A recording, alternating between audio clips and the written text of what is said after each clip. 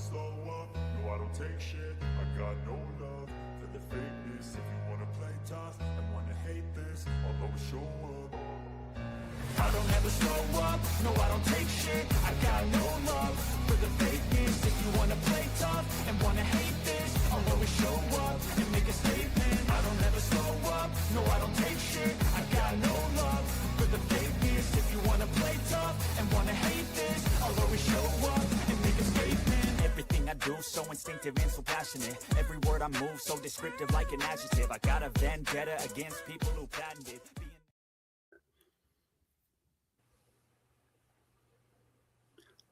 Ladies and gentlemen, let's just press the SAP button for a second, shall we?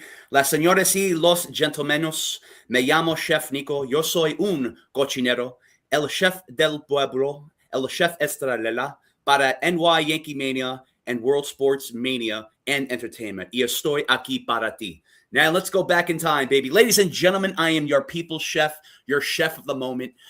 Not a moment too later, not a moment too soon, but the moment of your lifetime. I am your nicotine and your caffeine addiction, so come back and have more of me, baby. I am the pansexual to all pots, silverware, equipment, and your utensils. Whenever I walk into the bagel store, I always get called Big Poppy. I am the chef on the streets and a freak between your pasta sheets. I have so many garden tool hose in so many Home Depot area codes, baby. But the guy next to me is the most important. He needs no introduction because he is the summary. He is the conclusion. He is the solution. He is the final boss. He likes his Lavazza coffee the same way he loves his women, bitter and strong.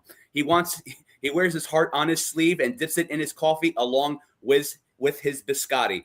He uses the gabagool to slap all the fools. He is right next to me, Joseph Min Goya, baby. Let's do this. Welcome, baby. Whoa. How can I beat that intro, everyone? How's everybody doing? Thank you for joining us on a very special night where you're going to get great recipes and all kinds of goodies and a lot of talk. And we're also going to introduce another segment to a show, also a segment and a show by itself. So we're going to do that. First, we want to wish speedy recovery to Kathrina MICCIO that had some tests done and everything. And, you know, when you go through a full set of tests, it does knock you out a little bit. So she apologizes and says, God willing, she will see everybody next time. So get better, Kathrina. We miss you. We send you big hugs from the show and from everyone. So take care of yourself. Sit back, enjoy, and relax. Yeah. Take care. I do want to bring out another, actually sad note. A friend and a colleague and an incredible news anchor, co-anchor. He's done it all in New York, all over the world on Fox, ABC. He's been all over the place. CBS. Ernie Anastas was taken from us today. He died at the age of 82. What an incredible talent. He was, you always set your clock to his anchoring on the news, either CBS or Fox or ABC. He was with ABC 11 years. I had the pleasure of meeting him quite a few times.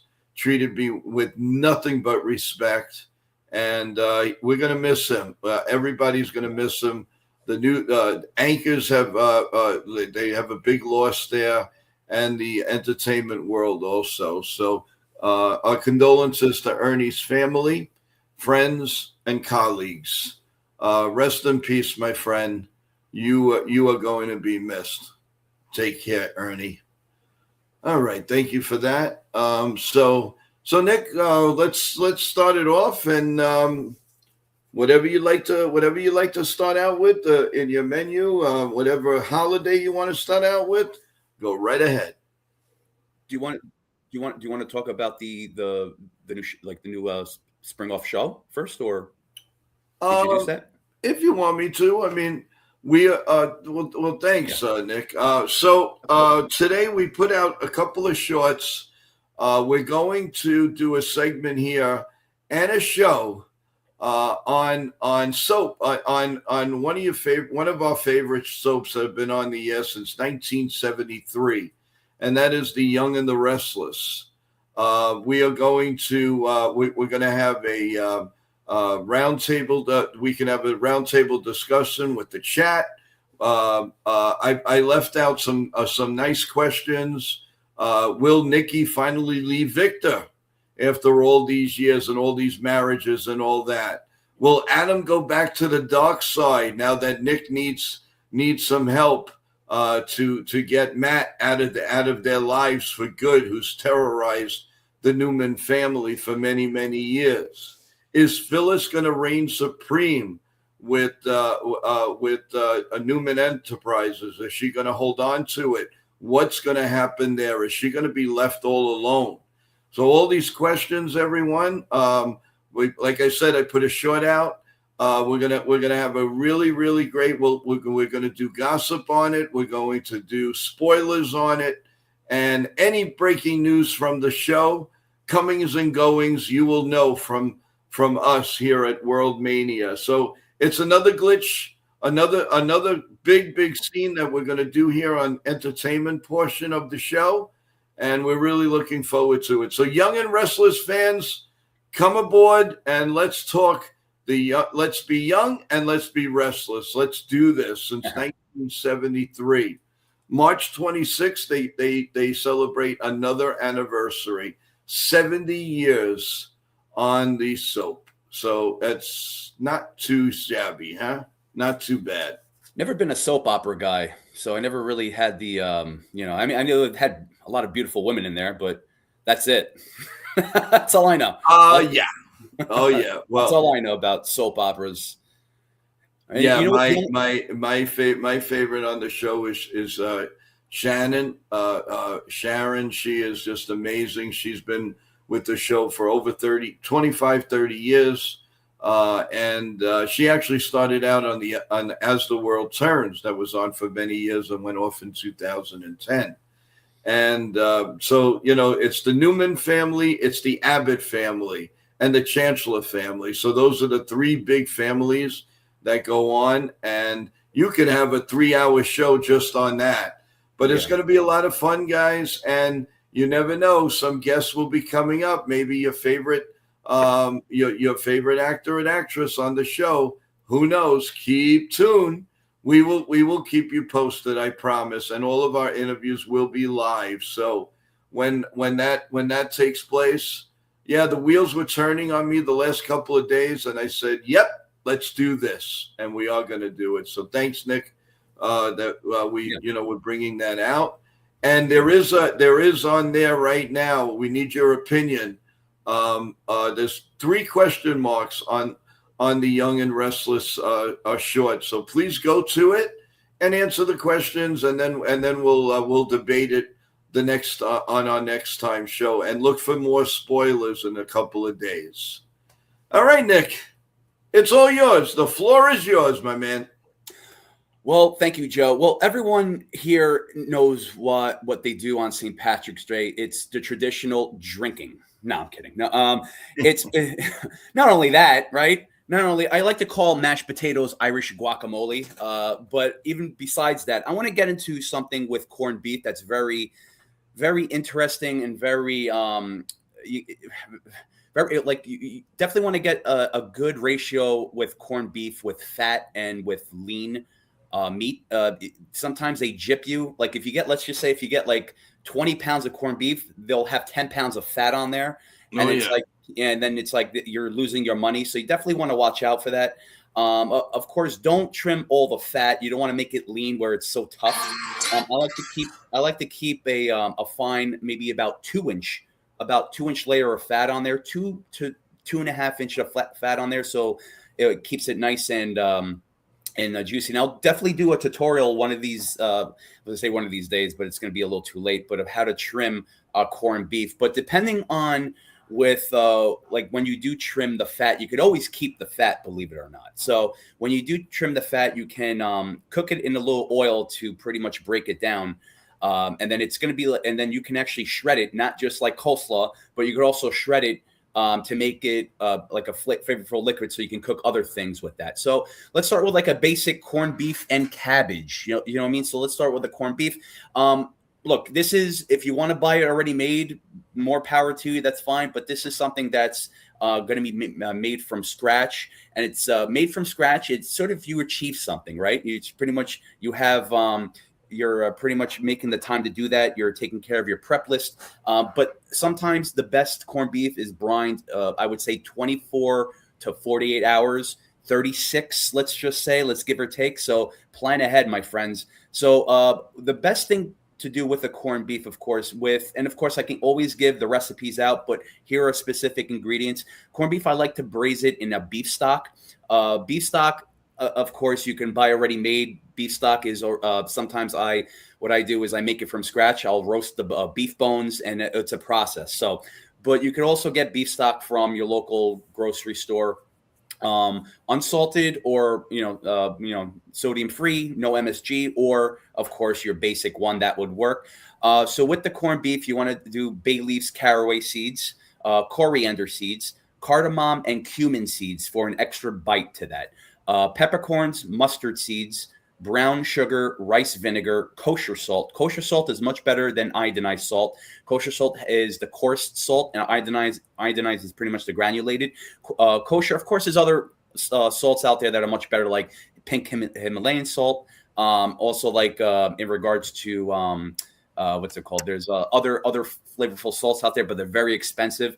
Pretty much, people have to go on the sides of a mountain and chisel out just to, just to make a profit out of it. So, but kosher salt, let's stick to that. That works. Garlic cloves. I'd like to do a little ginger cloves in there too. Ginger, because for the extra bite as well, not overpowering. And I love to put beer in there. I would say I would stay away from the Guinness Stout. It's going to make it a little more darker, a little more heavier. I would stick with like a red ale. There's one Irish beer called the Smithwick. It's a traditional red ale that works wonders for that too. And again, marinate most 2 days. I would say with 36 hours. It's very time consuming. You want to get it pickled. You want to have that pickled flavor too. I would also do some chopped shallots in there as well. So I would take, I don't know how much you're going to be cooking, but again, if they don't sell everything by the half piece, you have to get a whole piece with that. So I'll get into what you can use for like the leftovers with corned beef as well too. And also, guys, I want to hear about what you're going to be doing for St. Patrick's Day and what your traditions are, or what you did too.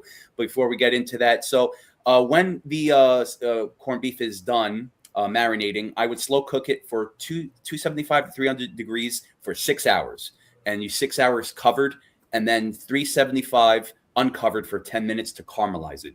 Now, the best thing for you to do is get an internal digital thermometer. That works the best. Don't get these biometric type of things that are on a turkey that shoots out and hits you in the eye like the good old days. You want to have an internal temperature of, I would say, over 165. That would do justice. But also you want the meat to be tender. So you can overcook it, but don't overcook it to the point where it just becomes butter in a good way. But so with the cabbage as well, the stock that you have for the corned beef, you can use the same stock for the cabbage as well to cook it off. So that will eliminate the cooking process. You don't have to do anything additional. Green cabbage, of course, is the normal green cabbage, of course, is the way to go. I would definitely quarter the cabbage, of course, core it out. And of course, if I had a rented kitchen here in New York City, which is quite impossible, I would definitely have done a demo for you guys. But anyway, so you would definitely quarter the cabbage, line them up on I call them a hotel pan, but you could call a regular pan. And then I would take the broth from the corned beef and then ladle it on there and then cook it. I would say cook it for about 30 minutes covered. You want to braise it. Of course, the vegetables take less time to cook because it breaks down even less than the meat itself. So the same broth that you have, and of course you could use any other broth that you want, but if you're doing your general homemade broth, ladle it with the cabbage and cook it off, and it's ready to go.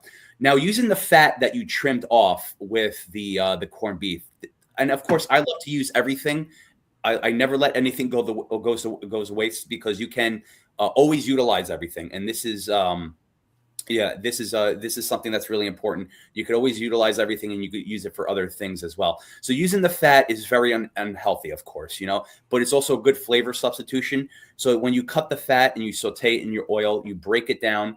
It's sort of like an extract, like I mentioned before. So you break it down, so it becomes like a an extra fat extract, where you get this flavor that you can substitute for the next foods that you're going to cook, such as roasted potatoes. So here you go: corned beef, cabbage, and roasted potatoes. So I like to use the small bite-sized potatoes. These are called the marble potatoes. You could get the tri-colored ones, or you can even get like the Red Bliss.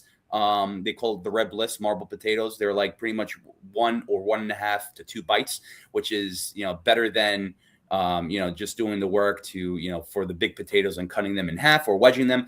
That's something that would work out the best. So the tricolor ones, like I said, are great. They're great to use for presentation wise, but also flavor wise too. The purple potatoes that they have mixed in with that, it has a different flavor from the other ones. So the fat that you're going to use from the brisket, let's just say you're going to toss in with salt, pepper, little mustard, whole grain mustard, and some rosemary into the potatoes and roast for 20 minutes, 375. So the key thing is you're not using vegetable oil. You're not using cooked olive oil. You're using the fat that you took from the corned beef to cook the potato. So it's pretty much you're using everything off the land, I like to call it. Key things in regards to size with potatoes, which is sort of important to not get confused. You have a 40 count to 120 count potato. So a 40 count potato is 18 to 22 ounces, which is the big grande ones. And then you have the 120 count, which is the 5 to 7 ounce ones, which is the small ones.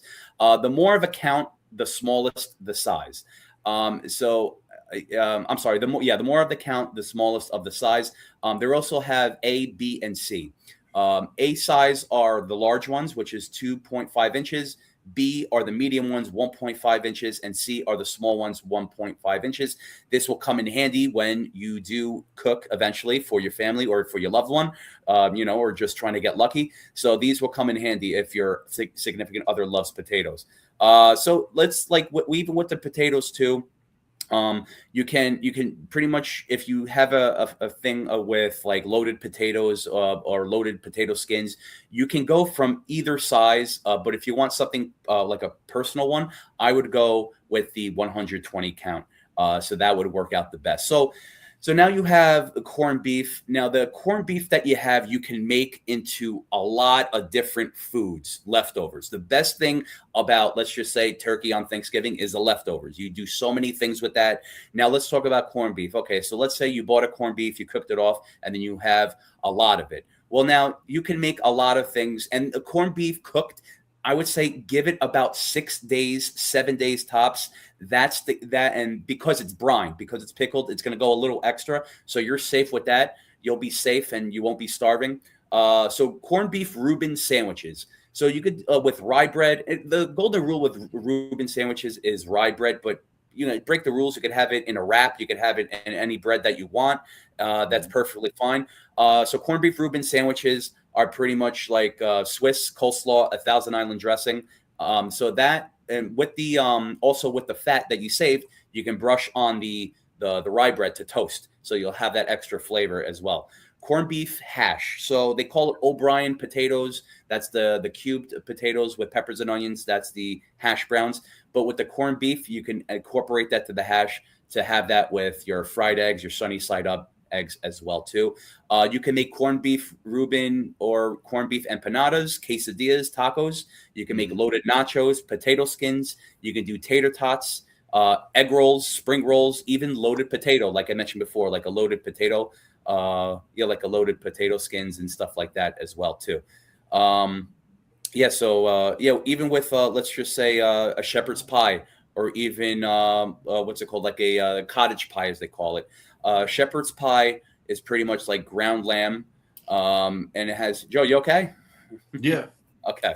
Like shepherd's pie, like you have the ground lamb, and also with mashed potato that's on top of that too. So even with the mashed potato that you have, I'm sorry, the potatoes that you cooked. You can also, if you have enough, you can recook it, but also you can make that into a mashed potato as well, so you don't have to buy new potatoes.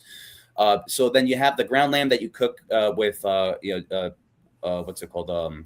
Uh, shredded carrot, onions, and a tomato product. Again, I can give the recipe out, but I'm just shooting it out there as ideas. And then once you have the lamb cooked, you can put them in individual puff pastry shells, and then you could do the mashed potato on top, and then cook it in the oven just to caramelize it as well.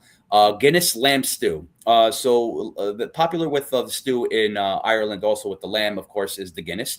Of course, you have potatoes in there, carrots, celery, onions. You have the Guinness that's incorporated with the lamb, of course, and it takes about 2 hours to cook, which is not bad. But make sure the lamb is marinated. Lamb can be marinated in dill. It can be marinated in thyme, rosemary, a little salt, pepper, garlic, and a touch of ginger as well. There's something called grilled Bangor sausage. So Bangor sausage is pretty much the pork sausage that is famous in Ireland as well. You can serve the grilled Bangor sausage with mashed potatoes, but you also have mashed potatoes with buttermilk, and they have something called sage Derby cheese. So sage Derby cheese is a green cheese that they have at your local organic store, or hopefully local, what's it called, upmarket supermarket, which they have pretty much like a section that you could get that's like a Kerrygold type of thing. So you can incorporate that with the mashed potatoes. Cold cannon. So cold cannon, you have mashed potatoes, bacon, cabbage, even smoked ham as well too. And even with the mashed potatoes that you cooked off, any leftover you can make into croquettes, you can make into potato pancakes, or even potato shells. Potato shells, what you can do is you can put them in muffin pans and then bake them off, and then you'll have like a muffin potato shell where you can do like a loaded potato as well too. Of course, I'll be more than happy to help you out with that. So even with that too, you'll have your muffin pans. You'll spray the muffin pans, pretty much like fill in the pan, and then you'll bake them off so it has like a nice texture to that as well. But also with sausage cabbage rolls as well too. You can have with a Tullamore whiskey, caramelized onion tomato sauce. So sausage cabbage rolls, any leftover Bangor sausage that you have, and I would do Napa cabbage. Napa cabbage is the softest and also the more tender cabbage that you can roll with as well. Right. So you can pretty much do. You can do the Bangor sausage in there, roll it up, and then, like I said, Tullamore whiskey caramelized onion tomato sauce. So it's like a marinara, except it's with Tullamore whiskey. Tullamore whiskey is absolutely beautiful. Try it with a shot, but also try it with your tomato sauce, with your sausage cabbage rolls. So an Irish chicken roll sandwich, big thing in Ireland as well too. So you have a 12-inch roll with fried chicken, mayo. You could also do like a curry mayo, a little Port Salut cheese, which is sort of like a brie cheese, but also pickled onions. So this is sort of like a spin on that. You could also do a smashed garlic, lemon butter, sharp cheddar sauce with that, sort of like a cheese sauce to go on top with that too. So pretty much also a big thing with St. Patrick's Day is barley. So I like to do like a pesto bacon, fried ham, barley pilaf. That works with any meal as well. So we're going to get into, which is the last of it, is the desserts. So you can do an espresso curry, cracked pepper. I'm sorry, no, not desserts yet. I'm sorry about that. Yeah, I thought it was desserts. So chicken wings. So if you want to do some chicken wings, I have a good recipe for espresso marinated curry cracked pepper chicken wings. It gives it a nice bite to it, but also a nice flavor as well too. And it also could be served with a curry mayo type of. So it works like it's like a sort of like a substitute with Chipotle mayo, but it's a curry mayo. Fish and chips. What can you go wrong with that? Beer battered or just regular? So you could have a tempura batter, which is pretty much like you could use ginger ale as an alternative to beer. But also incorporates seltzer water as well with extra seasoning. The best fish and chips to use is codfish. Of course, goes good with a remoulade, which is pretty much like a fancy way of saying tartar sauce. But I got a good recipe for a tartar sauce as well too. Deviled crab cake. So crab cake's pretty much going to have the fresh lump crab, mayo, mustard, blended cooked egg. So this is where the deviled egg comes in. So you have cooked egg that's blended in there, a little Worcestershire sauce, salt, pepper, ginger, garlic, and breadcrumb as well too. And then, and of course, you form them into cakes. Pan sear them and then finish them up in the oven. And also you could serve that with pretty much any type of, like I said, remoulade, but I do have a special recipe with that. Not going to say that now. So short ribs. So a lot of people, they love short ribs, especially. Oh. He is frozen. Am I back on? Yes, now you are. What's the last thing you heard? It was you were talking about the what was that? You got it so intense that it's like forget it. Anyone in the chat, can you remind me where I was from before I was frozen?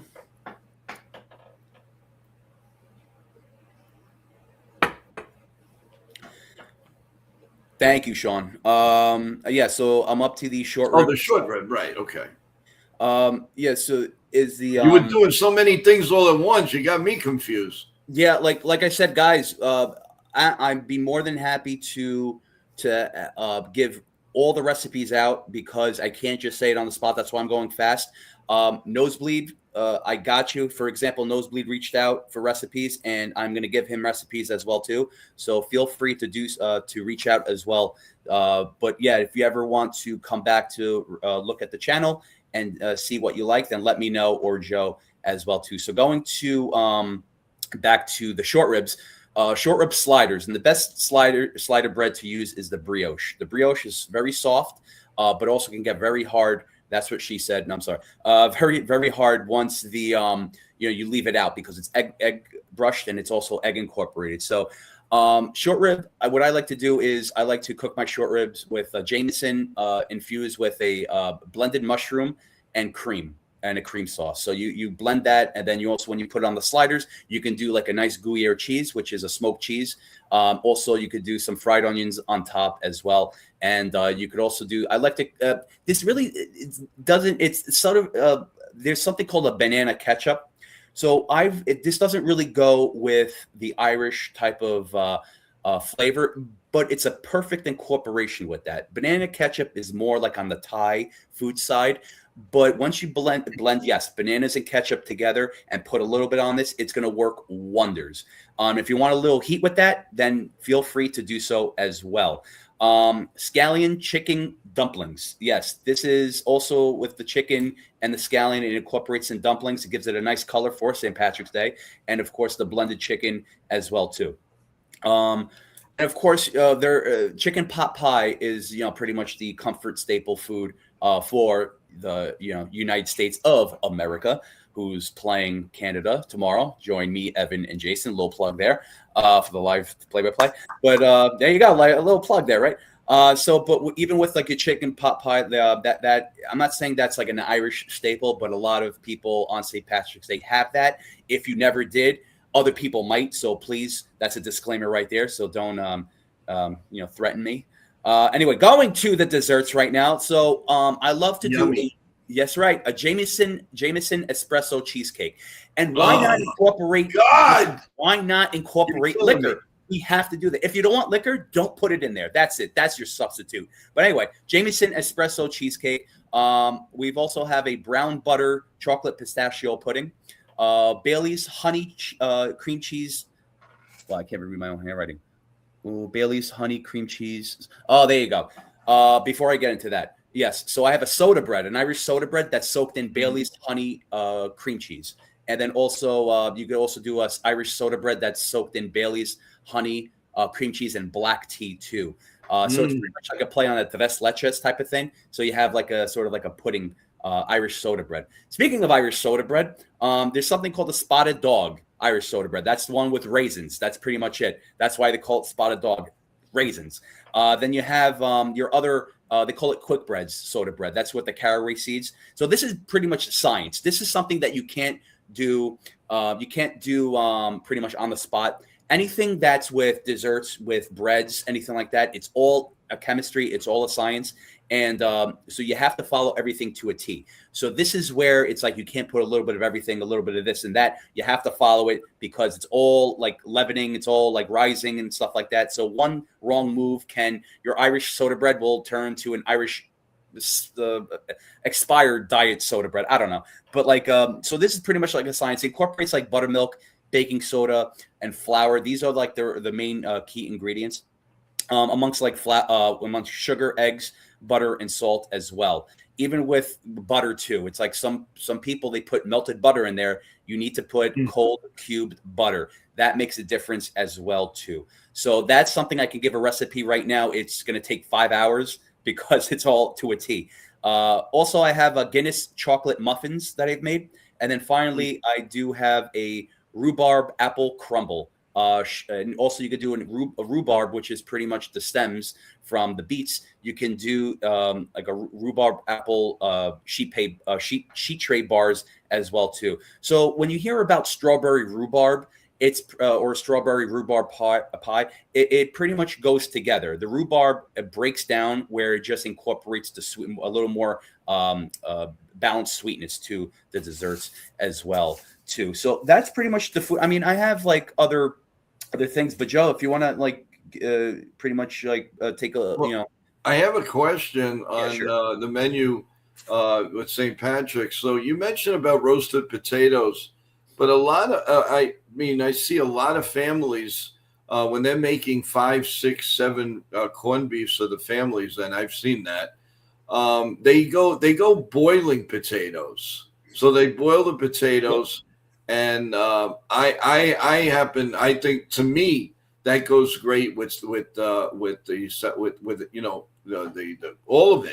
of the meal. But what do you think about that as opposed to the roasted potatoes? That's a very good alternative. The only thing is too, if you're going to boil potatoes, don't boil them to the point it's going to become mashed. If you want to boil them and keep them intact, then I would do maybe 10 minutes less than the average time to get like the mashed potatoes. If you want to boil potatoes, like let's just say the little ones, you boil potatoes, you want a little crunch to it too. I'm talking Idaho. I'm talking, because I enjoy. I'll tell you the truth. I enjoy cooking like 3 pounds, 5 pounds, and then ripping off the skin and then eating the skin by itself. Are you saying just the big Idaho potatoes? Yes. I mean, you can do that, but but the thing is, you're gonna eat it whole, or like individual portion? You break them up in the bowl, all separate, and everybody gets takes a potato, like a nice size Idaho potato, and they put it on the side, and then they put a little salt, pepper, whatever they want. Are you saying you cut it first? Right. Oh, okay. I'm thinking like a big potato you can just shove in your mouth or something. No, it's just that when you're saying roasted potato, that's the first I've heard of that, because I know a lot of the Italian families. What they do is they put like 5 pounds of potatoes. First they boil it with the skin, and then once it's done, when they feel it's done, then they rip all the skin off, and then they just put it in a big pot and serve it. Yeah. Speaking of which, too, before I answer you, just a key thing too. When you blanch potatoes and you roast them, you get the best flavor. So this is where you don't burn your potatoes. If you just throw them in, you blanch your potatoes. When I say blanch, you put them into hot water and then you take them out where it's like sort of like a half and half crisp and mash type of setting. And then you'll put your seasoning and then roast it off. Even with the marble potatoes I said before, that would make work wonders. You get a good caramelization and you get a tender type of flavor as well. Now going with that, Joe, yes, okay, yeah. So if like with certain things, even with keeping the skin on, yes, for that I would keep the skin on. But if you're definitely going to do that, then I think it'd be best if you're going to, let's just say, cook it like that, like the boiled potato, cut it, and then you don't want to over like toss it like with seasoning, because it's going to become mashed and it's going to look attractive. You know what I mean? And then I you're look forward to it that way. No, that's fine. No, if you like it that way, that's fine. I'm just saying from a chef's point of view, like presentation, because then you're going to get the skin all over. like, just mixed in. It's going to look like a burnt hand or something like that. But even with like mashed potatoes, a lot of people sometimes they use the Idaho potatoes and they don't peel it. It doesn't work out, because unless people love the skin in there, that's fine, but it's a little grainy, it's a little tough. That's why I always like peel my potatoes in regards to that. But yeah, a lot of people, they can cook whatever they want, they can do whatever they want. I'm not saying you have to stick with this, but these are pretty much guidelines to have a good catered event. And this is where, even when, say, Patrick's Day too, it's almost like, well, I'm not going to compare it to Christmas, but it's almost that catering style. If you're going to hang out with people, whether you're going to watch a parade in your neighborhood, and then you're going to go back to a friend's house to have like a full catered event, and then just do whatever. But like it all works wonders. Like there's no rules. You could always break rules unless it's if it makes sense. And I don't need to get off a topic, but I have to tell you, Nick, the other day I was, I had some baked potatoes, I had sweet potatoes, right? So I said to myself, I said, you're always making, we make potatoes and eggs and all of this. So I decided the sweet potato was already cooked.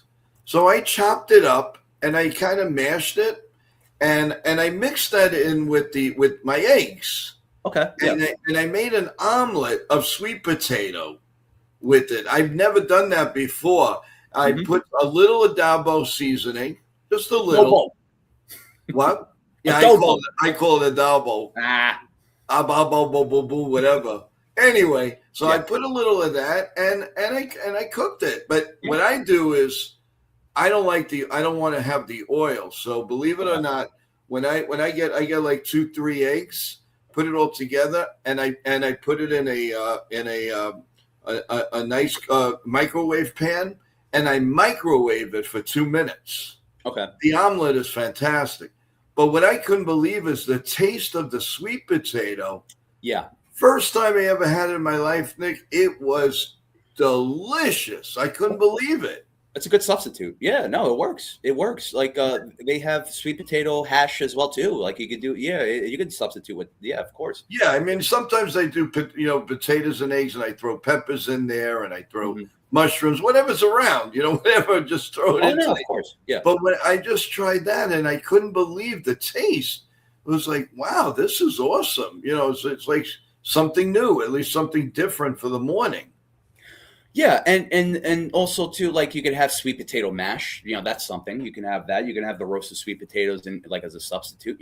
I never used a microwave in my life. I like to call that Chef Mike.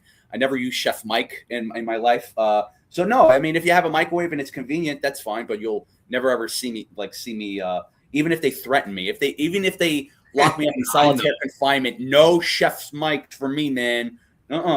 But speaking of which, no, I mean that's a great substitute. Like let's just say if someone doesn't want to have regular potatoes and they want to go on the healthier side, yams, they can do that. Like even if people can't have salt, there are times I can't have salt. High sodium, it's just I retain a lot of water from that. So there's a lot of substitutions with that. One there's something called new salt.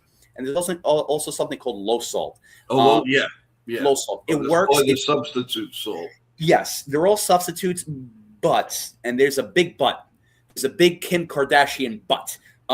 This is something that you have to really talk to your doctor about, because this may, if you can't have sodium and this is sort of like a substitute, it might affect something else, like any other medical condition. So that's something that you have to be aware of. But even like with stuff like, let's just say they have low sodium, no MSG bases. When I mean like beef base, chicken base, vegetable base, all that stuff. Also stocks they have in stores as well. They have low sodium, no MSG stocks. That works as well too. That's sort of the best way to if you want enhanced flavor without the salt.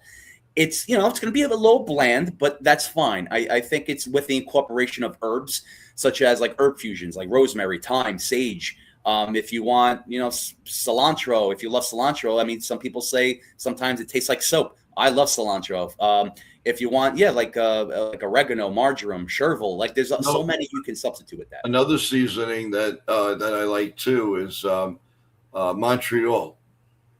Oh, yes, I love Montreal. Montreal seasoning wakes you up. Yeah, sorry. I thought you meant Montreal in Canada. Okay, no, Montreal. Montreal. Oh man, I was about to talk about what I did there. No, it's Montreal seasoning. Yeah, they have they also have for chicken, and they also have for beef as well, but also the regular Montreal too. So yeah, no question about it. And all these little things you try and that you have together. See, like you say, I'll call it the AB that has 7 different seasonings in it. It makes your life a lot easier. And you don't have to go, okay, I got to put the salt, I got to put the pepper, I got to put this, I got to put the garlic powder. No, it's all in one, and it's not expensive, and it's excellent. It's very, very good. Or you could do your own. Because the reason why I'm saying that too, and put aside time constraints, it only takes about 5 minutes to do. Let's just say garlic powder, onion powder, smoked paprika, black pepper, like sort of like that. Those are like pretty much the flavor enhancers. The reason why I'm saying you could do it on your own is because even with let's just say the all-purpose seasoning or everything mixed in together, everything's dehydrated. In the back, you always see dehydrated and sulfide, potassium, and Pluto, Mars, whatever. That also it's not healthy because it increases the sodium intake as well too. Even though in the nutrition facts it says low in sodium, those chemically combined will increase the sodium level. So you really have to be careful for that. Another one that I'll definitely give a recipe out for too is Zatar spice. Zataar, Zatar spice. It's a all-purpose, some salt in there, but not crazy. But some is like low sodium. That's a great seasoning to have also, and it's all-purpose. You could put it pretty much where where the sun don't shine. You can put it on yourself. You can bathe in it. So that's why it's all-purpose. But even with and that's the thing too. Even like there are times where I was sick and Nathan was sick too, and I always said the best thing to do is have your low sodium stocks, which is pretty much like the liquid soups, and it works wonders. Not only is it healthy, not only does it also boost your immune system, but also it's a flavor substitution. Again, you're not going to have that salt flavor, but you're going to have flavor in there. That's the most important thing. That's going to be good. So again, if you with your corned beef, if you don't want to have if you don't want it being high in sodium, get rid of the salt. You have your vinegars, you have your citrus, you have all the other components that can pretty much. But how long do you wash it? I mean, you got to keep washing if you got to get rid of that salt in the corned beef. What do you recommend? Well, if you're going to buy it store-bought, if you're going to do it homemade, then don't put the salt, obviously. But if you're going to buy it homemade, if you're going to buy it already made, no, you can't. It's already soaked in. It's done. It's done. Like it's gone. It's too late, but man. Can you drown it? Can you keep drowning it in water if you're getting it yourself before you cook it? You can keep drowning it in water, but let me tell you what else to drown. I want you guys to drown this like button. Let's do some domesticated violence on this like button. We are here live here, simulcasted with NY Yankee Mania and World Sports Mania and Entertainment. Thank you guys for coming in. I will definitely get to your comments really soon. We just doing the show. It's one-on-one plus you guys. But you guys are our whole community. Thank you for coming in and being interactive. We won't leave you guys out. Just give us a little time with that. But yes, guys, drown this like button, kill this like button, roast brine like a corned beef, this like button, support and share. We are here for you, and there's no other substitute for that except the substitute for salt for your corned beef. So anyway, back to the food. So I think that's really that thing with the corned beef already made. It's like you can't because it's already soaked in. It's already marinated. It's like right to the core, man. You have the crust, mantle, and core. So it's gonzo. That's it. Yeah. So it's already there. Even let's just say if someone buys KFC and decides to take off the outer layers, what's that going to do? You're still the fried oil is still in the chicken. It's still in the chicken breast. It's still in there. So definitely. you can't. It's not going back. But that's the only thing. But yeah, I mean, even with like the with the za'atar spice that I saw, yeah, good comment there. I was going to get into that. Yeah, it's all you can have. It's Lebanese too, but you could also have it on flatbread as well too, like other breads, like other flavor enhancers as well too. So there's a lot, there's really a lot, and there's and again with like, oh, if you ask Chef Nick, can I have this instead of that? Of course, if it makes sense, yes. Obviously, if you I don't know if you have mint with chicken, that doesn't make sense. That doesn't go. You know what I'm saying? It's just it has to make sense. Anything goes. It's all up to your liking and stuff like that. So I mean, yeah, I mean, it's possibilities are endless, my friend. Yeah, and I'm also waiting for something that we cherish in the Italian community, which is Saint Joseph. And is there any aside from, of course, the Zeppeli for Saint Joseph, custard and cream? Is there anything else you would recommend? Something I like to do something called like a pasta Milanese.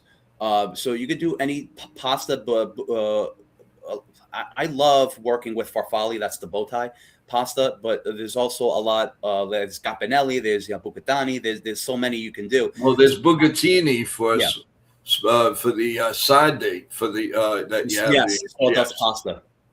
And that's the pasta that I would have, and that I look forward to once a year on the 19th, about 5:30 in the afternoon. Nobody bother me because I'm enjoying that once a year. Once a year, I'll take my gout pill in the morning, one in the night, one in the afternoon. I don't care, but I am going to enjoy that sucker for once. I don't care. Well, speaking of which, yeah, I mean, they call it the sawdust pasta or the carpenter's pasta. Yeah, the pasta.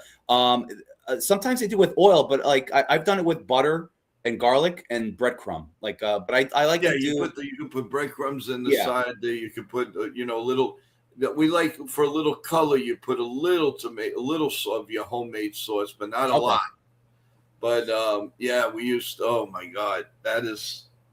You can't go without having bucatini pasta with the spaghetti with side. We call it in Sicilian. We call it pasta side de fenouil. Okay, would you call it? That fennel. It's pasta with fennel. That's wait, you're talking about pasta con sarde. Sarde, right? That's you could use bucatini and then also spaghetti as well. Yeah, but bucatini is everybody makes a bucatini. So sardines, fennel, pine nuts, and raisins. Yes. Well, the raisins, yes and no. Okay. Some people don't like the raisins, and they'll chop little walnuts. Okay. For me, you can put everything you want in there. Just have it ready. That's all I ask. I like that. That is so good. That is so good. You can only have it once a year, but man, I enjoy every bite of that. Every bite. It really is amazing. So, Joe, there's something they make called pasta Milanese. So it's pretty much like you could have veal Milanese, chicken Milanese. So it's pretty much what I've done with like the pasta. And I use, like I said, I use farfalle. So I did like farfalle. I did arugula. I did like perlini the perlini mozzarella, which is a small mozzarella. Also a little roasted garlic, a little red wine vinegar, a little EVO, extra virgin olive oil. Also a little roasted grape tomatoes, the small tomatoes that work perfectly with that. I toss it in a little focaccia breadcrumbs as well too, my homemade focaccia breadcrumbs. I don't know if you ever heard of that. It's sort of like a play on pasta con sarde, except it's like with limited ingredients. Yeah. Yes. No, I know what you're talking about. No, it's awesome. But you look forward to. And it's so funny because you have your St. Patrick's. I mean, I'm okay with the corned beef, but it's like I'd rather go with the cabbage and the potato, and I'm happy. And I put a little side thing of the mustard on the cabbage, give it a little flavor, Whole grain mustard. I can eat a lot of that. The only thing is you don't want to be sleeping with anybody when after you have a plate of carrots. No. That's for sure. No thanks. No thanks, Tom Hanks. No thanks, Tom Hanks. How about I there's a specific name for that. There's pasta, fried cauliflower, eggplant caponade, and then the salted cod. You heard of that? Oh yeah. Okay. Well, that's pasta alle fiori. That's what we say. Oh, that's what it is. Okay. All right. Yeah. Cool. That's what we say. You know, in Sicilian, and but you don't know. You don't realize. Oh my God, Saint Joseph's in Italy is like Father's Day. Is it? Yeah. It's huge. That's awesome. It's very huge. I remember, rest in peace, my dad. You know, I always told him, if after the bakery, if you don't come home with the St. Joseph's pastry, don't even think about coming in. You're not coming in the door. Forget it. You know, so they you know, and it would already be there. It's there.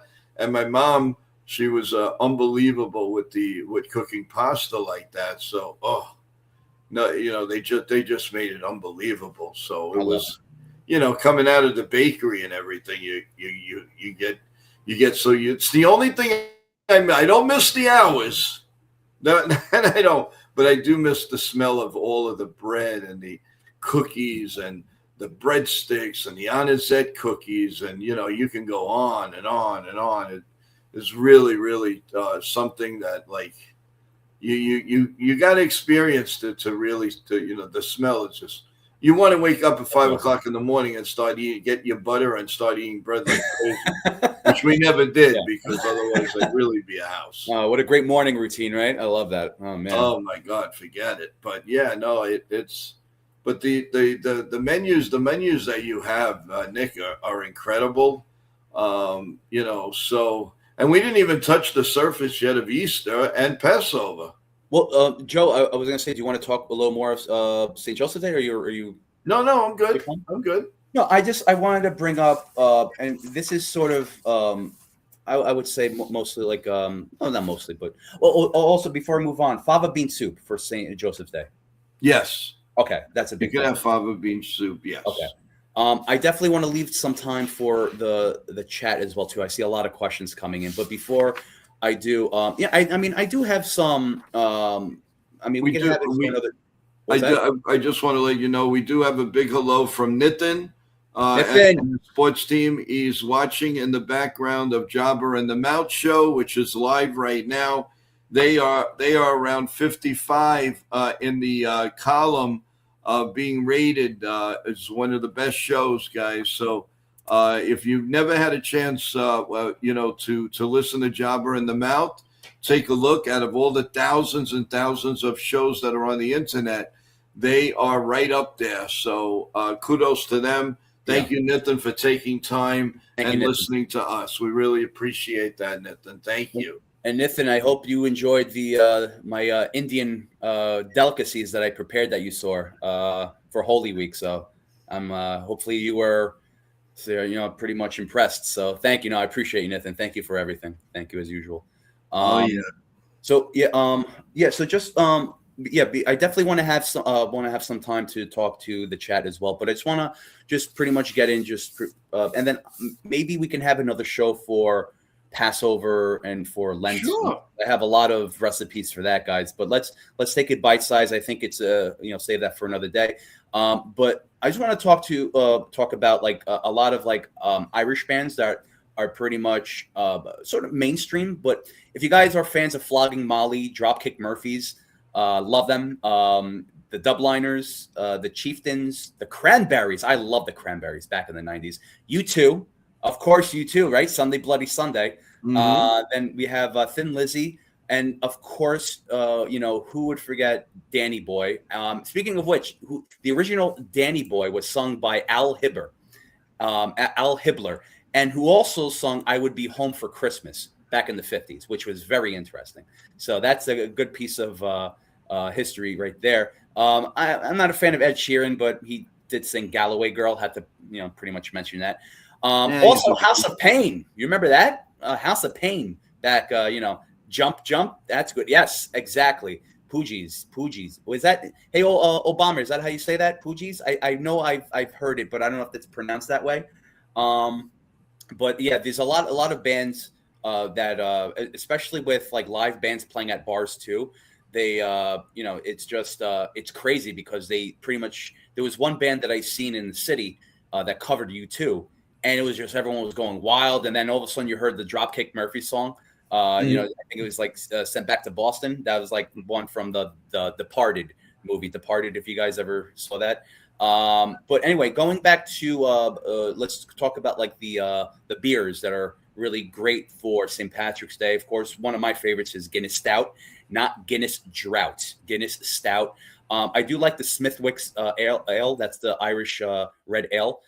Murphy's and Beamish, that's a stout as well, and they also have the Harp Lager. I know there's many more, but these are the ones that I really enjoy.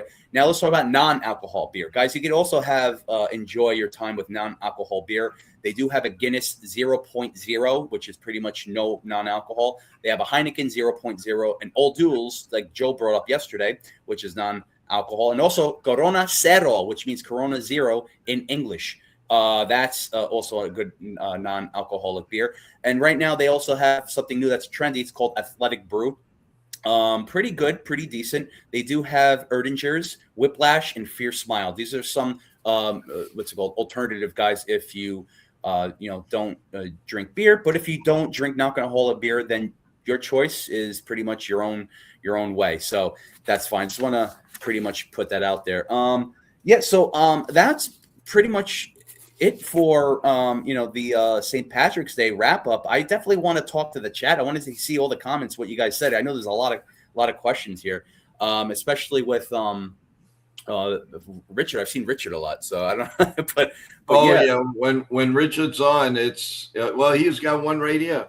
Chef Nick, the only problem I see for a home cooked food, prices and spices are so expensive now. To make one meal would cost a fortune. So I cut back on some of the ingredients. That's very true, Richard. Yeah, it's the only thing for a home cook. It's obviously it's different from having being a chef as a cook, because you have everything in front of you. You have everything in front of you. Of course, you still have to watch out for the food costs, no matter what, or how much you spend. But for being a home cook too, you can't control the prices. Yes, you can do shortcuts, but expect shortcuts to be, towards like what you're making too. You're not going to get the full extent of the flavor, but it is. I mean, I don't want to say it is what it is, where it's like we have to deal with it. But the best thing to do, Richard, I think, is for substitutions. And I think you should, if you have any questions, of course, regardless, like not on here, but if you have more in-depth questions, you can contact Joe, and then I can definitely answer absolutely everything. Definitely want to, whether it's a whole book or a paragraph, Richard, or an essay, I will answer all your questions. But I'd rather, if you have anything in mind that I'm missing, please email Joe, and then I'll pretty much get back to Joe on that. But yes, everything right now to supplement the high prices is substitutions. So there's a lot of cheaper ways to go about that. But right now it's really hard. So but that's something I can do on another show, incorporated with another theme. But yeah. And I'll tell you, Nick, if you still, and the fans are asking, more recipes for St. Patrick's and all that, we have a window, just throwing it out to you. If you wanted to do an updated show on Saturday sometime, you definitely can. And, while you have the people on here right now, you could let them know. So if you wanted to put a show together on the menus for St. Patty's or Passover or something like that, you like to do it on Saturday, I think the fans would love it. Yeah, I mean, like a part two. I mean, there's so many. I mean, I don't know. It's there's so many of that. But let me get back to you, Joe, on that actually. With that. Yeah, no, I'm just putting it out there in case not to have you choke everything all at once, and everybody's going to fishing and this and that, and and like everybody knows, you could come back to the tape. Oh yeah, and if you don't see it live, you're going to come back to the tape. We always leave the tape there. There's 1,500 videos. it'll be easy to find because it's 1,300 videos. And because it's on our list, right? It'll be on our list fresh. So don't worry about it, everyone. But if by chance, I just put it out there, if Chef Nick is available, he could give you another solid show before St. Patrick's Days of next week and St. Joseph. So I'm just putting it out there that'll give you a chance. Yeah, speaking of which, Sean, I was talking about everything about corned beef with hash and pretty much all that. So if you missed it, check it out. Stay away from saffron. That's I call that liquid gold. That's a tin that costs like $127. So be careful with that. I think that's a little expensive for that. But also too, we're gonna definitely in the works for another show, which maybe next week. We're going to talk about that in regards to Passover, Lent, pretty much all the holidays with recipe ideas with that as well too. So and again too, I Nosebleed, if you're still here, I haven't forgotten you. I'm gonna get to your recipes ASAP. So don't worry about that. I got you in mind, brother. And also too, it's just with what's it called with the recipes too. It's like you can't really just put something together. You have to think about that. You have to think about what goes good flavor wise. What you can't really put like peanut butter on corned beef. You know what I'm saying? I'm just being like, a little common sense here. You can't have a corned beef and jelly, peanut butter and jelly corned beef. You can't do that. That sounds disgusting and atrocious. And why would you even think about that? It's all about common sense. You need to have these flavor ingredients with the seasonal flavor, like seasonal staples and stuff like that. And pretty much in my mind, like I got like 20 plus years under my belt. So it's like, I know what goes with what. It's sort of like, just in my mind, I'm like, okay, this seasoning and this herb goes good with this type of meat. This starch and veg goes good with that. This sauce goes good with that. So it has to make sense. You can do, like I said, you can break all the rules. You can do whatever you want to do, but it has to make sense. That's Definitely. Sounds like the Yankee infield. Yeah, right? It has to make sense. It's got to make sense. Yeah, it has to make sense. Yeah, even like the shoemakers, Braden Shoemake and Schumann. They're both brothers in the shoe market. So that has to make sense in the infield. Starting to feel like a law firm, but that's Shoemake, Schumann and Shoes LLC. There you go. Oh man, this is a great stream. We're definitely looking forward to a lot more. Eventually, we will have some live cooking. It's going to take a little time, but we will get it. Even if we got to get a little kitchen ourselves, we will do something. There is a will, there's a way, Chef. There's a will, there's a way. Of course. I have a couple of ideas. I think I want to throw you away, see what you think. Yeah, sure. I mean, to watch you in action, to actually cook something would be amazing. That's what we're going to do. It's got to get done. It will get done. Tomorrow, by the way, not to go off topic, but it is very important for the show. Tomorrow, around 5 p.m., everyone, hopefully, everything's going to be done for our new systems coming in. So our phone line will be coming in, our new microphone, our new board, and it's gonna really be epic. And again, I want to give a big shout out for the help of Johnny Salami in all of this, because he was very, very gracious in all the time he took and the effort in getting this together for us was amazing. So tomorrow's a big day, folks. Yes, not only do we have the 12 o'clock show, we have the Yankees at 1, we have the WBC at 8, but at 5 o'clock or so is a very, very big, between 5 and 6, we should be done. And we're going to unveil the telephone line on our membership show. So stay tuned to that. If they connect everything tomorrow, the membership show will come on Saturday, and we could do and if Chef has time, we could do the cooking before or after that show. and then we have the After Dark show at 11 o'clock. So there are so many things coming up. My head is spinning. Plus, I added another thing today about a segment for soap operas for The Young and the Restless. So many things cooking.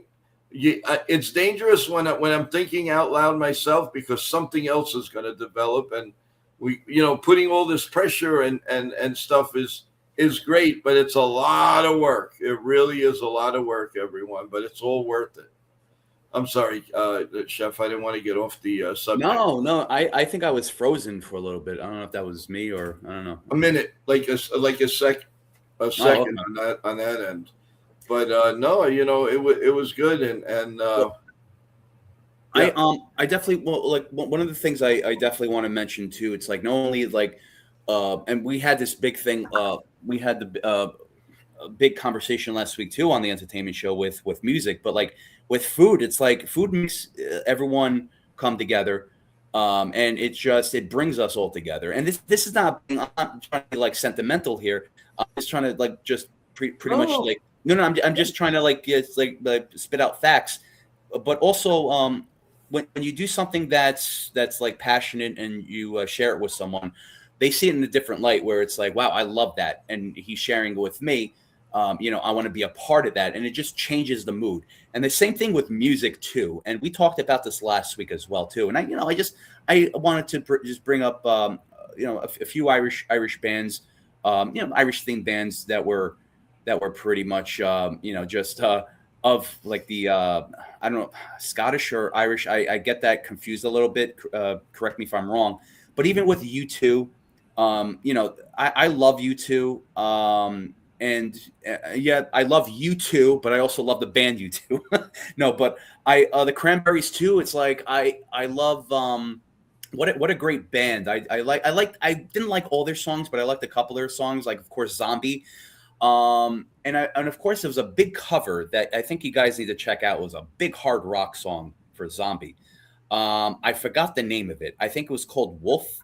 Oh man, if someone knows what that song is, please let me know. They covered the Cranberries, and it was a tribute to the Cranberries Zombie. I think it was called Wolf. It was a hard rock song, but it's not coming to mind. But anyway, like a lot, even with like just whether it's being at home, or with people, or going to a person's house, or going to a bar to watch a live band. It's like, and you hear the cover band playing the music that you love. It's like you get this feeling, you get this like holy, like I was gonna curse, you get this holy Lord. It's like, I love this song, and it changes your mood. It changes your mood. And it's like, look, I'm a big rock guy. I'm also, I could extend my music genre back to the 50s, from doo-wop, from the 60s to the 70s to the 80s. That's my main era right there, the 80s. But like the 90s, 2000s, but like even whether it's like hard rock to like glam bands to like Bon Jovi, or like or even like bands like Rat, Motley Crue. It's also, I love my old school hip hop. I like Big Daddy Kane. I love the Sugar Hill Gang. It's just Rakim, Eric B. and Rakim. So everything. Yeah, I know, right? You got a hip hop, hippity hop. Or there's a band. There's a Arrested Development. There's a lot. There's a lot of. I'm not gonna say Vanilla Ice. No, but like, but a lot of this music, it brings us together too. It's like, look, we had a conversation last week when Angelo Venuta was on. It's like one of my favorite singers, Phil Collins. I love Phil Collins. I love when he was part of Genesis. Oh yeah, but Phil Collins has easy love. Yeah, I mean, he had other great songs, but like, but even with a big part of Miami Vice too, which was one of my favorite shows. But yeah, and I said to Angelo too, I said, look, if something happens to him, it's going to kill me, because just the way he is right now, he's performing live still. God bless him, but he's in a wheelchair, and he's just, it's just like, oh my God, that's Phil Collins. It's like you sort of like you feel for him. But when you hear his music, just a lot of people skip In the Air Tonight to go to the drum solo. Awesome drum solo, but also, there's so many great songs from Phil Collins. But it could it could be from any other band too. But once you listen to that, you sort of like your mood changes. It almost works with food too. This is why with my foods, I always brand it and I have to copyright it before someone steals it from me. Foods for your mood. The aphrodisiac foods for your moods. So because it's sort of like a chemical in the brain where it's like there's a switch. It's like, wow, I'm hearing this song. I'm eating this. It strikes up something that pretty much you've had when you were young, where it made you feel good. I'm like, wow, it brings up memories. And it just lives with you. It lives with you. And that's the thing. It's like this connection is very important. And I think everyone here has that connection, whether you have a connection to Metallica or you have a connection to Kellogg's cornflakes from those two. I don't know, whatever it is. It doesn't matter. For kids. Yeah. If you want Fruit Loops with Culture Club, Karma Chameleon, whatever. There you go. Chef, whatever we it have is. a question online here from Teresa, and she asks, Hi, Teresa. if you were to cook in front of us live, or at least on tape, and then show us, what would be the first recipe that would come to mind for you to make for us? Something simple. Simple is the best way to go. So I would do a chicken franchise, chicken marsala, chicken piccata, along those lines. And I say it's simple because I've done it a million times. But I would start off slow, where it would start with preparation first. Preparation where it's like cutting, knife handling, prepping, knife handling, mise en place, which is pretty much prep ahead, ways to make your time useful, ways for just to save scraps and not throw anything away, to use everything. So everything's broken down to a T for a small meal. So it's like you can use, let's just say, if you're doing chicken piccata with wild rice and roasted vegetables or steamed vegetables, whatever it is, very simple. But you could also, if you're cutting the cauliflower and broccoli, a lot of people throw the stems out. I make that in use. It's just, there's a lot of ways to do that. So it's not all about cooking. It's all about saving time, saving money. Also, utilizing the food, but also doing it the right way, where it's like, it's like if you don't know how much time it takes to cook something in the oven, to finish something in the oven, or cook something in the saute pan, there's a lot of usefulness. And that's not only about just looking pretty and cooking. There's a lot of steps to just making that cooking process better, that life better. So it's broken down.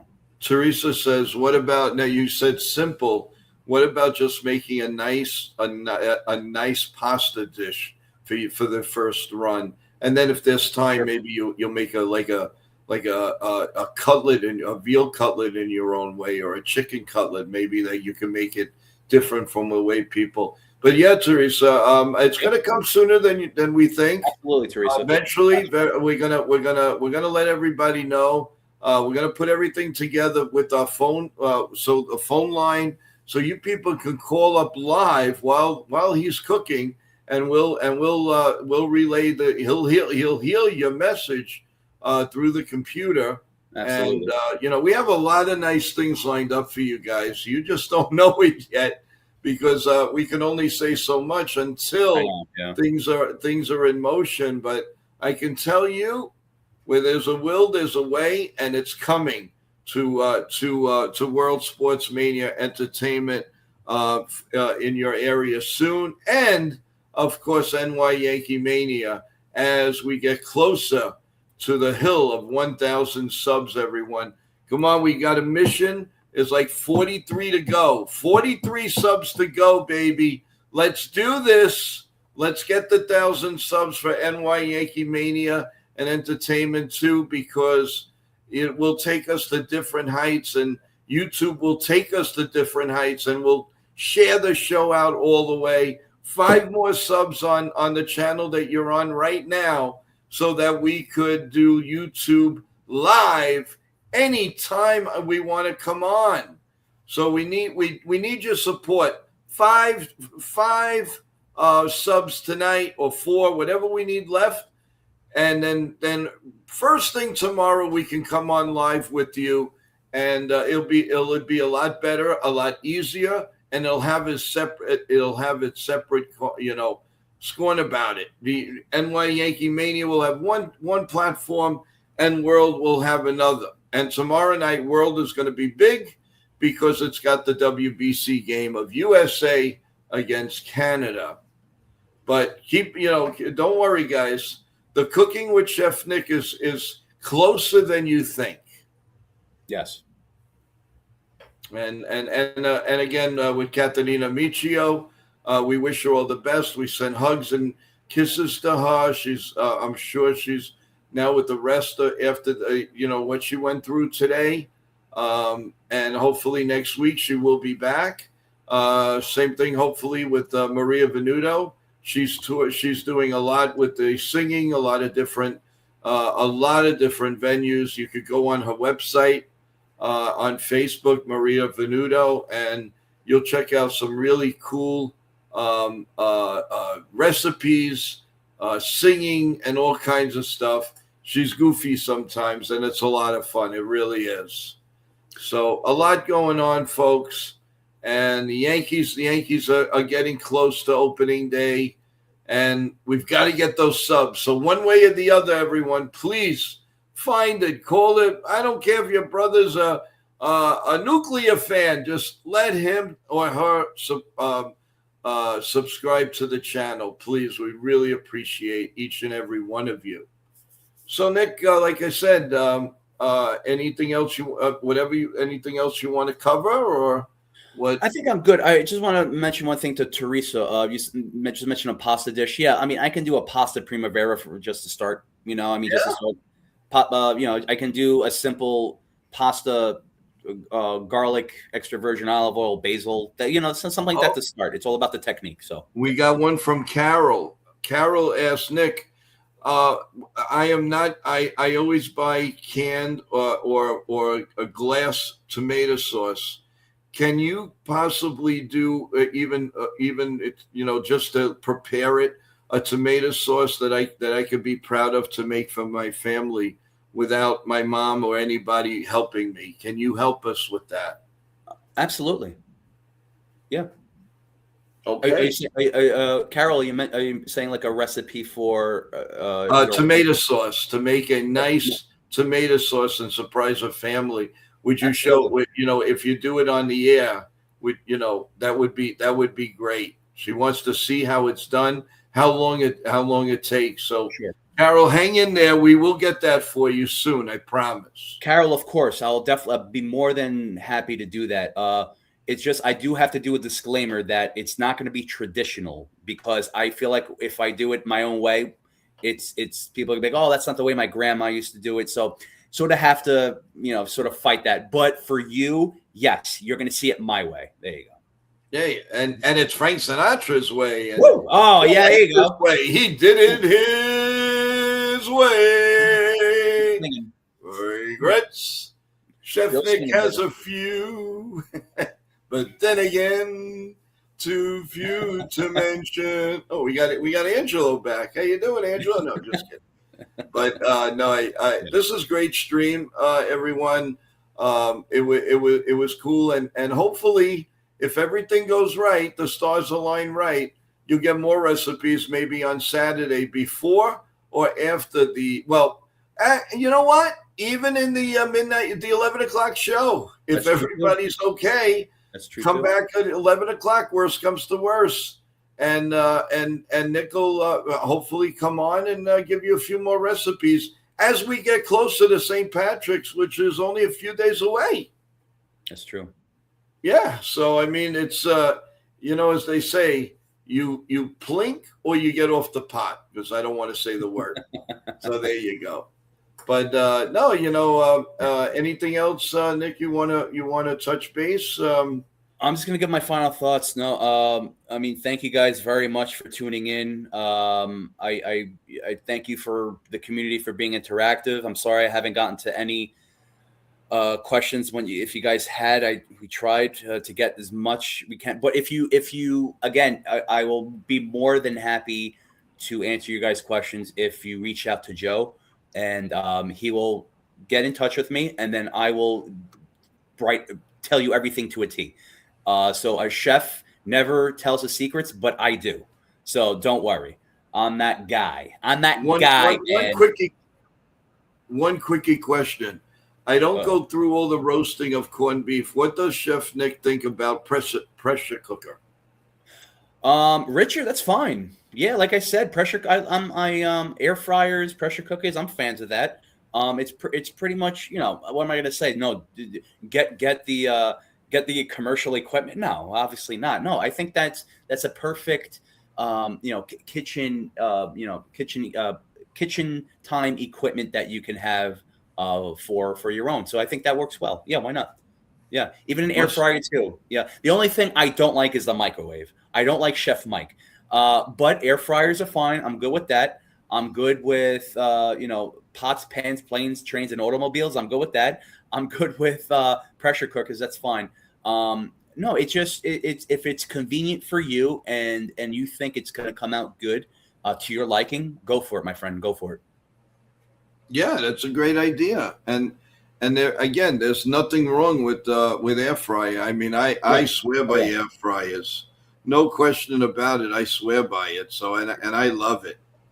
So look, bottom line is you got to cook somehow, and you've got to make and you got to make choices. Now, another thing that I think Chef Nick would be really really good to let everybody know is how do you save money to these very very expensive lunches and dinners that go on when you're out at work and you got to go Yeah. out and spend a 20 spot right off the bat Yeah. just to have a sandwich, a cup of coffee.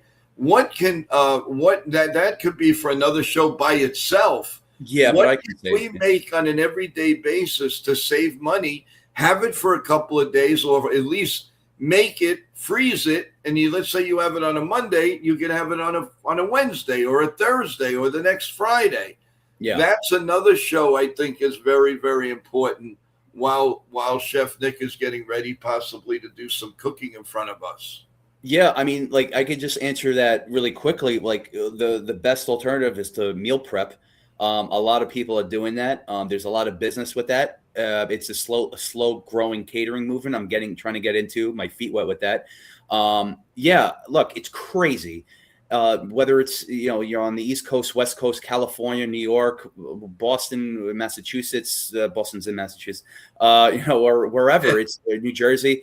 Yeah, no, there's no Massachusetts Celtics or Massachusetts, any other team. So you have to say Boston. No, but I think that even in New York, like people tell me they spend $100 a day. It's crazy, and it's only increasing. But it's like you're getting that. You're getting $100, but is it worth it? I mean, is the quality worth it and the portion size worth it? So this is why the meal prepping for yourself is cheap. It lasts longer, and also too, it's just the only downfall of that is it's time out of your life. But time out of your life versus money versus quality. You know what I mean? I think you could do a better job than pretty much all these delis or even, I'm going to say restaurants that they're much more expensive. But these delis, these cafes, these stores, especially in the city, they have to raise their prices because like the taxes and the rent and too. So what are they going to do? But it is what it is. But I think that if you meal prep, let's say 7 days, you don't have to freeze anything, but like just a meal prep in regards to 7 days, that's perfect because you're not going to lose flavor for those 7 days unless you do it right. Of course, you always have to. And again, like you said, Joe, yeah, you have to save it for another show, but because there's a lot more to get into, especially like looking at the expiration dates and the manager specials to see if it's like they're just throwing it away at a cheap price for you to buy. So there's just a lot with that, but meal prepping is the way to go, and it's just endless because you can do whatever you want with that. Whether if you're a health buff, like for me, like with my workouts too, I always have meal prep to my liking, where it's like, okay, it's already cooked, I'm ready to go. And other people too, if you just you like your whether it's steak and fries, I don't know, whatever it is, if you like that, obviously fries, it's fried, but it goes bad quicker because because overnight potatoes really get really soggy and really bad. But also if it's soaked in, canola oil, yeah, it's even worse. But that's something I would stay away from is fried food. That's pretty much meal prepped. Yeah, I wouldn't do that. It's all fresh. Let's stick to fresh. Let's stick to healthy. And we'll have another show for that as well. There is another question though by Karen, and Karen asked, Hello, Karen. Nick, one thing I wanted to know, because I trust your judgment with this. Thank you. When we have let's say eggs expire, let's say March 10th, how long can I keep that in the refrigerator and knowing that it's still safe? Shelled eggs, I'm assuming, I would say about 3 weeks. You can have it 3 weeks after the date. Yeah, but again, it's very tricky too. It's like I wouldn't mess with expired food, especially let's just say if you're buying things from Costco or BJ's or stuff like that. It's like Right. You get a whole thing, and it's like, all right, I'm rich, No, I have like the whole food for the whole month, but then you don't get to eat that for the whole month, so now it's left over. Usually it's about 3 weeks, but the best thing to do with the eggs. Well, when you I guess what you're saying, when you open it, if it's the regular color of an egg, obviously it's still good. But if it gets like really red, yes, just dump it out, or you can smell it. Yeah, it's the smell, it's the color, but also a test is to fill up a little pot with water, put in the eggs, and if it just floats, then it's expired. Yeah, it has to sink. It has to sink. Yeah, great questions, everyone. Thank you. Great questions, Karen. And Teresa and Carol, thank you very much for your questions through email. Karen, it's just that's the big test too. If you drop in an egg and it just rises to the top, that's expired and it's bad. So it's but eggs have to sink. They have to sink. So yeah, that's great. Okay. Well, like I said, hopefully tomorrow's a big day, guys, not only for the games that we have and the shows, but to put together our system once and for all. Finally, the phone line is in place, which we're going to use on our membership show first, and then we'll unveil it to everybody all across that wants to come on the show, and it's easier for them than to type in the email or don't want to come up. So we do old time radio with this. So we're looking forward to doing that with you guys. So a lot to come.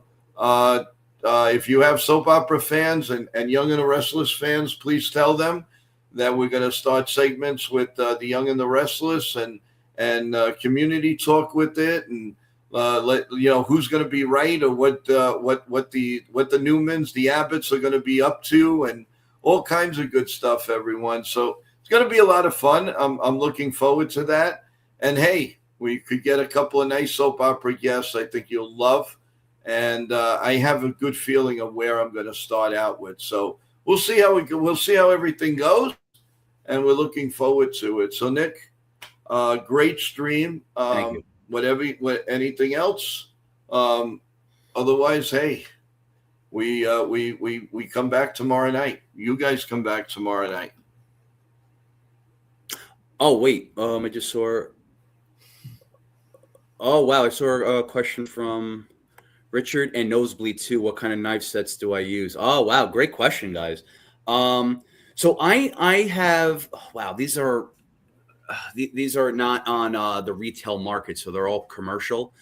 There's one I use a 12-inch knife. It's really huge.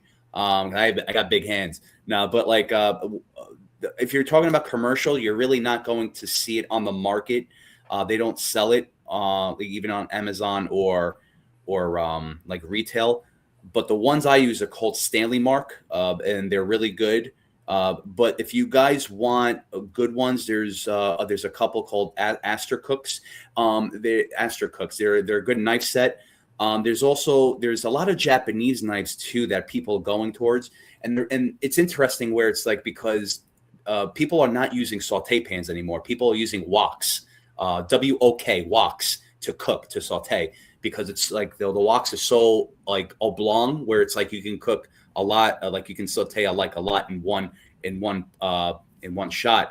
But yeah, there's ones that I actually have on notes here. So there's one. It's pretty pricey, but it's a Damascus chef knife that's really good. It's again, it's all Japanese, and it's not. These Japanese knives are working wonders because they're very reliable. It's you don't have to sharpen them often. They're pretty much they keep their edge, and also they're very depending how you feel too. You can't just buy a knife, an 8-inch chef's knife, and be like, it feels uncomfortable. Yeah, of course, it's up to you.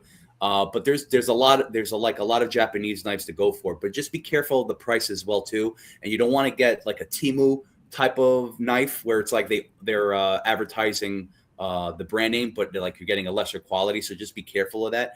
I would stick with and when I say Japanese knives, they're not sushi knives. They're all purpose knives. So that's the best way to go. They're very reliable. And also you don't have to keep sharpening them, and they're very smooth and very safe as well too. Because a sharp knife is more, a dull knife is much more dangerous than a sharp knife.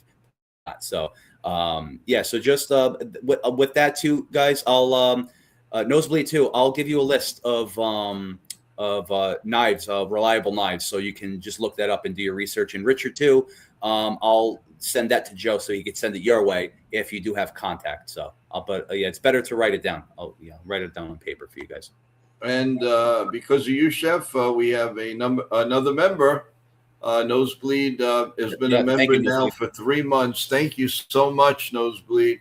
Thanks, Nosebleed. Yeah, I appreciate you, brother. Thank you. Yeah, appreciate you. And also this morning, John the Beagle Dad joined us. That was great. Remember now, memberships are as low as $1.99 now, as long as you don't do it on your Apple phone. Do it from your Android or do it from the computer, from one of our links.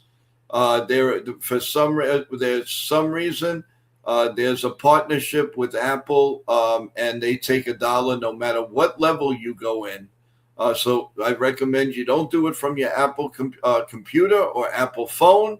Do it from an Android and do it from the links. You will see the level called TIN, TIN, TIN, and that will give you $1.99 to the special membership shows. With everything that goes well, we're going to have a live membership show Saturday. So we will keep you posted. But so much is coming on and so little time to do it. So, guys, again, thank you for being here. Thank you, guys. Our morning show's at 12 o'clock tomorrow, everyone. Remember that. And then we have the Yankees at 105 with the Yankees, The Ugly Truth. And we simulcast right here on NY Yankee Mania. And remember, just because we're saying simulcast, you can go on any one of the platforms. Yeah. You don't have to stay on one or say, well, I'm loyal. It's not a question of loyal. We're all family here. And if you go on both for even a minute, you're giving a view to that other party, to that other station. So you don't know how big and important it is. So instead of staying in one, if you don't mind, because they're so close, really, and we're very close. So you can stay 10 minutes here, 10 minutes there, and then sit yourself. But everybody got credited for a view. Everybody got credit for a like. And, of course, if you'll be kind enough to subscribe to both channels would be fantastic. So, again, a last minute thing, Nick, before we end the stream. Thank you guys for everything. Thank you for being interactive. I love everyone here. We have a great community. I love everyone in the community. Thank you for stopping by, showing us some love, showing me some love. I appreciate you all. And look, man, we always have to keep trucking, keep rocking and rolling, keep cooking. Good vibes all around, man. Like I said, food and music, we always go together, man. Always go together. And everyone in the email, I want to thank everyone in the email too. Teresa, Carol, and Karen, thank you for your questions, and everyone else that's listening into the email too. I appreciate you guys. If you have any more questions, please, I'm always here and available to to talk. I'm saying like offline, just from through Joe. But thank you, everyone. You guys always rock in every way. Awesome. Well, that'll I don't know where the time went, but an hour and 34 minutes. Wow. Ew. The cannoli went. Thank you. Thank you for stopping in, everyone. We really appreciate it. Remember to like and subscribe to World Sports Mania Entertainment as the list is growing and growing. And also, of course, NY Yankee Mania as we make that journey to 1,000 subs. So please don't forget about that. And the like button, very, very important. So with that in mind, God bless you all. God bless America. Thank you so much, everyone. We love each and every one of you. We will see you tomorrow at 12 p.m. with, I could call it coffee, bagels, and lunch this time. We'll have a good time on the air and getting ready for the New York Yankees game against Atlanta, and then the World Baseball Classic later on with Chef Nick and Jason and Evan. Good night, everyone. Thank you so much. Have a great, great night. And Kathrina, get better. We miss you. Hurry up back to us. Good night. Yes, please.